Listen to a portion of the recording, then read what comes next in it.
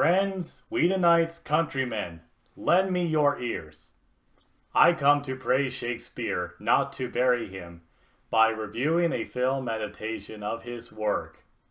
That film is Much Ado About Nothing, directed by Joss Whedon.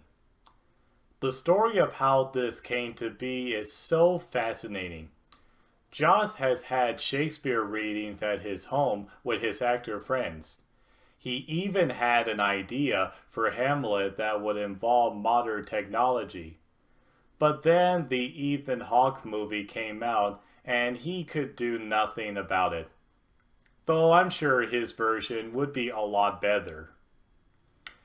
Nonetheless, Joss also played with the idea of doing Much Ado About Nothing, with his wife insisting upon it. After reading the text once more, Joss found some dark undertones that he felt could work in his own version. So he decided to spend his vacation after filming The Avengers by filming this movie, which is a contemporary take in black and white.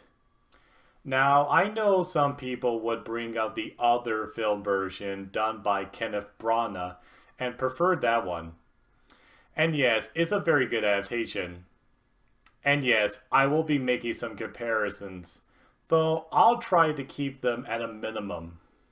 The story takes place at the estate of Leonardo, governor of Messina, played by Clark Gregg, aka Agent Coulson.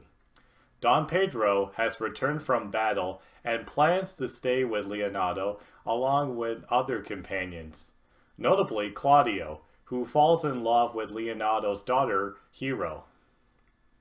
There's also Benedict, played by Alexis Denisof, who has a contentious relationship with Leonardo's niece, Beatrice, played by Amy Acker. While Claudio becomes betrothed to Hero, Don Pedro and company come up with a plan to get Benedict and Beatrice to think they love one another by having private conversations for them to deliberately eavesdrop on.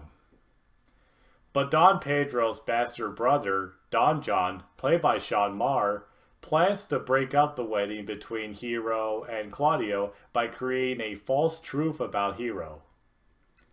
I tried watching this movie very early at South by Southwest. I could only afford a wristband for entry, but I felt it was enough. The first day I tried to see it, there was no room for wristband people. But then I later heard that some got in. If only I could have stayed for a few more minutes. The second day, no luck. With one more day of its showing, I was very determined not to miss it. I prepared myself mentally by listening to the Avengers theme and watching an epic scene from Kenneth Branagh's Hamlet of the soliloquy that begins with, "How all occasions do inform against me and spur my dull revenge," and ends with, "Oh, by this time forth, my thoughts be bloody or be nothing worth." I got up early and went to the Long Center where a couple of people were waiting for the movie too. Wouldn't you know it, the third time was definitely the charm. And in my opinion, this adaptation didn't disappoint. It felt like a dream come true for me to see this ensemble of people who work with Joss performing in this movie. Alexis Denisof and Amy Acker haven't lost that spark when they played Wesley and Fred from Angel. They are just fabulous together. Alexis Denisof's best moment is when he overhears his friend saying Beatrice loves him, which includes some hilarious slapstick. When he is convinced, he does some seductive stretches and push-ups for Beatrice, which cracked up the audience. But just when you think it couldn't get any funnier, when it's Beatrice's turn, the moment she hears that Benedict loves her from her friends, she falls down the stairs. Kinda shocking, but it got a huge laugh when I saw it. Another strong source of comedy comes from Dogberry, an officer played by Nathan Fillion. Dogberry is my favorite character from the play, mainly due to Michael Keaton's performance from the Kenneth Branagh version. So when I heard that Nathan Fillion would play him, I was so excited. And I will admit, I believe he does better than Keaton. While Keaton plays him like a bumbling fool, Fillion plays the role like he's very competent at his job, but he has no clue what he's saying or doing. The real humor of the character lies in his malapropisms, which kind of get lost in the slapstick of Keaton's performance. It's also funny how whenever his partner Burgess, played by Tom Lange, gets in front of him, he pushes him back and even carries him, telling him, "If two men were to ride a horse, one must ride behind." Likewise, a funny accident that involved them locking themselves out of a car made it in the movie. The other cast members do really well, like Clark Gregg, Reed Diamond, and Sean Maher, who is a much better Don John than Keanu Reeves. No offense, Keanu, you're still cool. I feel Sean had potential to be a villain since he looked kinda shady when we first see him as Simon in Firefly, with his John Lennon glasses and suspicious stare. Another moment that got a huge laugh is when, after he succeeds with his dastardly plan, he takes a cupcake with him. That bang poxmark Looster. The cast do a fine job making their lines sound like natural conversation.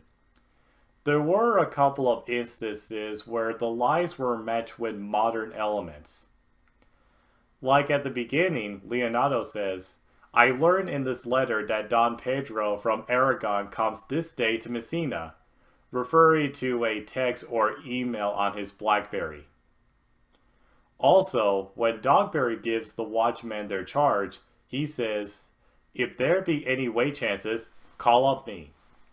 That gesture was a very perfect touch. Another cool tidbit for Whedonites like myself is some writers that work with Joss make cameos, mainly in the party scenes, like David Fury and Drew Goddard. And in this scene, you can see Joss's brother Jed on the piano and his sister-in-law Marissa Tancharian, who worked with him on Dr. Horrible, Dollhouse, and Agents of S.H.I.E.L.D. And that woman leaning on the piano is Joss's wife, Kai Cole. And right there is Joss's other brother, Zach, as that touchy-feely man beside Beatrice. We also had the comedic duo Britannic as the Watchmen. If you're not familiar with them, go check out their videos on YouTube. They are hilarious. They even did some videos with Joss and the cast, particularly one where they forced them at gunpoint to say how fun they were to work with.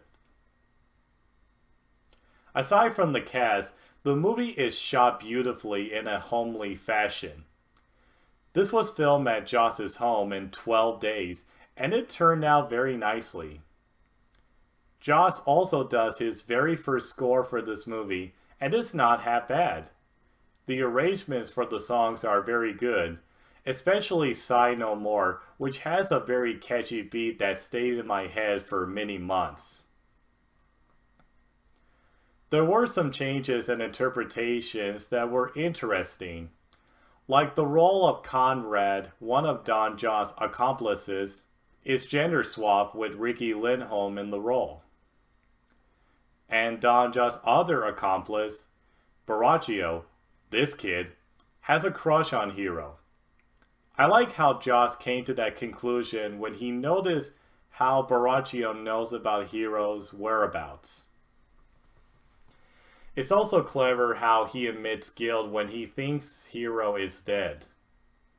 The movie even begins with a prologue to show Benedict and Beatrice's past relationship and how they came to be at the start. I really enjoyed this adaptation very much. I have little to no complaints with it, with the exception of a small one involving Alexis Denisov's delivery of some lines that fall flat when they're meant for comedic effect.